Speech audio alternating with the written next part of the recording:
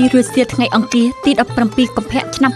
2026ត្រូវនៅថ្ងៃ1កើតខែផលគុណឆ្នាំម្សាញ់ស័កពុទ្ធសករាជ2569អំណងបញ្ចូលឆ្នាំវៀតណាមឆ្នាំ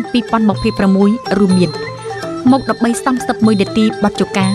បញ្ចូលឆ្នាំវៀតណាមមកដល់ភូមិស្រុកតំបន់ព្រំដែនមក15:50នាទីភាពយន្តប្រទេសក្រៅរឿងឈោងចាប់យកក្តីសុបិនមក14:35នាទីវៀតណាមទឹកដីនិងមនុស្សមក15នាទីសិល្បៈភូមិស្រុកមនោរម្យតន្ត្រីស្វាគមន៍ថ្ងៃបុណ្យមក15:30នាទីពណ៌សម្បុរបណ្ដាជនជាតិមក16នាទីសិល្បៈកុមាររដូវផ្ការីកមក16:30នាទីកម្មវិធីព័ត៌មានមក16:50នាទីភាពយន្តប្រទេសក្រៅរឿងដល់របាំងមុខមក17:40នាទីបទចការដាស់សក្តានុភាពទេសចរភូមិស្រុកសូមអញ្ជើញទស្សនិកជនរងចាំទស្សនា